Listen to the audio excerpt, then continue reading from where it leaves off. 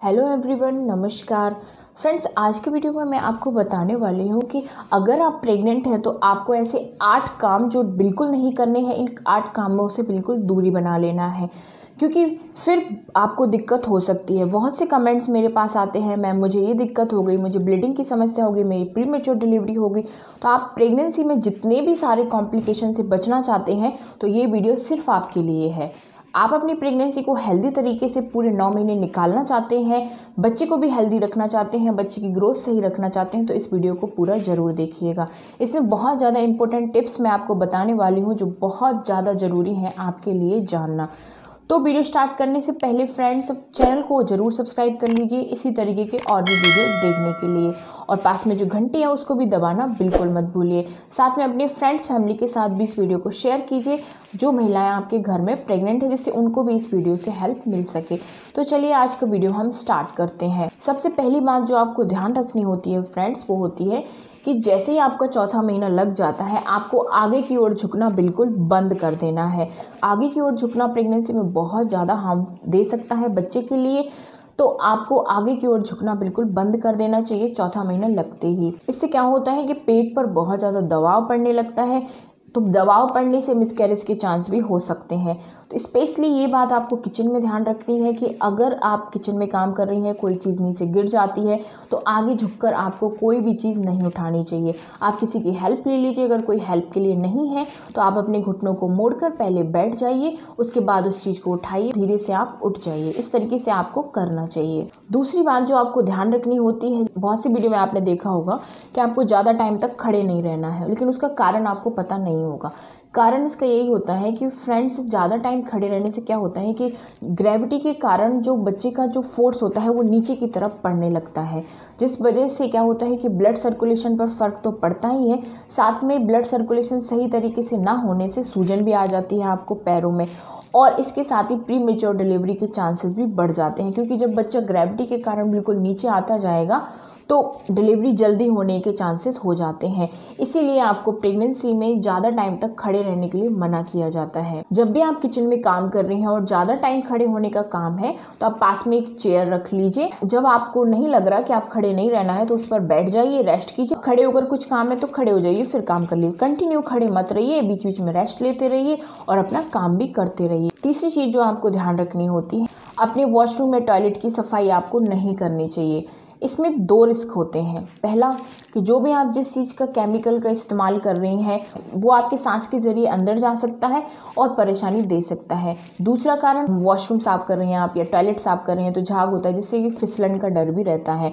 और प्रेगनेंसी में कुछ भी हो जाए, कोई सा भी आपका काम छूट जाए, सारा का सारा काम छूट जाए, लेकिन आपको ऐसी जगहों से बचना चाहिए जहाँ फिसलन हो, जहाँ गिरने का डर हो। ठीक है, तो इस चीज़ का भी आप स्पेशल ध्यान रखें। चौथी बात जो आपको ध्यान रखनी चाहिए, जो बहुत ज़्यादा ज़रूरी है, वो है कि आपको धूल या जहाँ पे बहुत ज़्यादा गंदगी है वहाँ की सफाई आपको नहीं करना चाहिए। जैसे कि बेड है, आपके घर में स्टोर रूम है, जहाँ ज़्यादा धूल कलेक्ट होती है वहाँ की सफाई भी आपको नहीं करना चाहिए। नाक के जरिए बैक्टीरिया, धूल अंदर जा सकती है, आपको इन्फेक्टेड कर सकती है, साथ में बच्चे तक भी इन्फेक्शन पहुँच सकता है।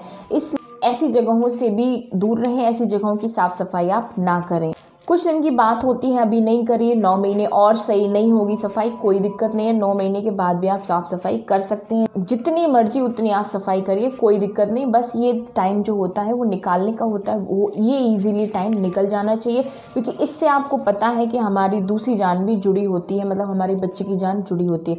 इसलिए इन 9 महीनों को हमें आसानी से धीरे धीरे, मतलब सिंपली तरीके से निकालना चाहिए। ज़्यादा हमें स्ट्रॉन्ग अपने आप को बाहुबली नहीं समझना चाहिए। 5वीं चीज़ जो आपको ध्यान रखनी होती है कि ज़्यादा टाइम तक बैठकर आपको कपड़े नहीं धोना चाहिए।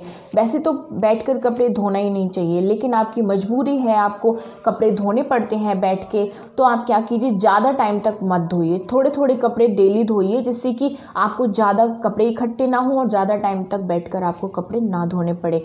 और कपड़े धोते टाइम अगर आप बैठकर धो रही हैं कपड़े, तो ध्यान रखिए पेट पर दबाव आपके नहीं पड़ना चाहिए। बिना पटला अटला जो भी आपके यहाँ बोलते हैं, स्टूल, छोटा स्टूल होता है, उस पर ही आप बैठकर कपड़े धोएं। बिना स्टूल पर बैठकर, छोटा सा स्टूल है उसका ही सहारा आप बैठकर कपड़े धोने में लें, बिना स्टूल के आप ना बैठें। ठीक है, क्योंकि इससे डायरेक्ट जोर आपके पेल्विक एरिया पर पड़ता है, वेजाइना पर पड़ता है, जिससे कि बच्चा नीचे की तरफ ज़्यादा आ सकता है।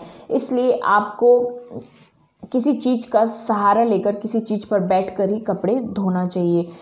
ज़्यादा से ज़्यादा अगर आपके घर में वॉशिंग मशीन है तो आपको कपड़े धोने में वॉशिंग मशीन का ही इस्तेमाल करना चाहिए। छोटे मोटे कपड़े निकल रहे हैं अगर, तो आप वॉश मशीन में हल्के से ब्रश से खड़े होकर भी आप कपड़े धो सकते हैं। छठवीं बात जो आपको ध्यान रखनी होती है, जैसे ही आपकी प्रेगनेंसी कंसीव हो जाती है आपको 2 व्हीलर का सफ़र बंद कर देना चाहिए। 2 व्हीलर का सफ़र प्रेगनेंसी में बिल्कुल सेफ़ नहीं होता। थोड़ा सा जा रहे हैं आप, हॉस्पिटल जा रहे हैं, हॉस्पिटल बिल्कुल पास है तो कोई दिक्कत नहीं है, लेकिन अगर ज़्यादा दूर का सफ़र कर रही हैं 2 व्हीलर से तो ये आपकी और आपके बच्चे के लिए बिल्कुल सेफ़ नहीं है। थोड़े डिस्टेंस का सफ़र हम 2 व्हीलर से कर सकते हैं, मुश्किल से 5 किलोमीटर तक का, लेकिन इससे ज़्यादा अगर डिस्टेंस है तो आपको 2 व्हीलर का सफ़र नहीं करना चाहिए। ये बात आपको स्पेशली ध्यान रखना चाहिए। इसके बाद जो आपको बात ध्यान रखनी होती है कि ज़्यादा सीढ़ियों का इस्तेमाल भी आपको नहीं करना चाहिए। प्रेगनेंसी में सीढ़ियों का इस्तेमाल खतरनाक हो सकता है। एक तो ये आपके पेल्विक एरिया पर दबाव डालता है, पेल्विक एरिया पर दबाव पड़ने से बच्चे पर भी दबाव पड़ता है, साथ में ही इसमें क्या गिरने का डर भी रहता है। अगर आपका हल्का सा बैलेंस बिगड़ा तो बहुत दिक्कत हो सकती है।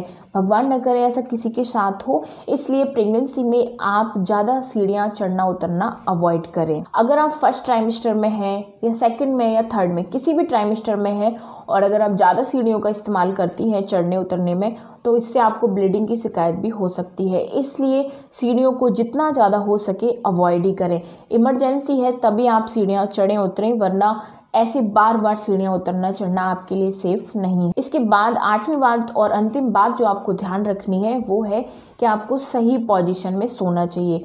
सोना प्रेगनेंसी में बहुत ज़्यादा अहम रोल निभाता है, साथ में इसकी पोजीशन भी ज़रूरी होती है कि आपको किस पोजीशन में सोना चाहिए।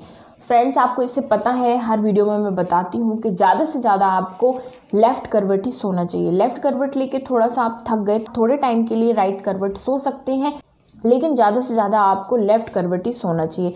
लेफ़्ट करवट में अगर आप कंफर्टेबल नहीं है तो आप अपने दोनों पैरों के बीच में पिलो लगा सकते हैं। इस तरीके से कंफर्टेबल हो जाएंगे, कोई दिक्कत नहीं होगी, लेकिन कोशिश आपको ज़्यादा लेफ़्ट साइड सोने की करना है। तो फ्रेंड्स, ये थी ऐसी 8 बातें जो आपको प्रेगनेंसी में ज़रूर ध्यान रखनी चाहिए। आपकी प्रेगनेंसी बिल्कुल हेल्दी रहेगी, सेफ रहेगी, 9 महीने यूँ चुटकियों में निकल जाएंगे, आपको कोई परेशानी ही नहीं होगी। ठीक है फ्रेंड्स, तो आई होप आप सब लोग अपना ध्यान रखेंगे और इन बातों को भी अच्छे तरीके से अपने दिमाग में उतार लेंगे कि ये गलतियां आपको नहीं करनी है। अपना ध्यान रखिए। Bye bye, take care, thank you so much.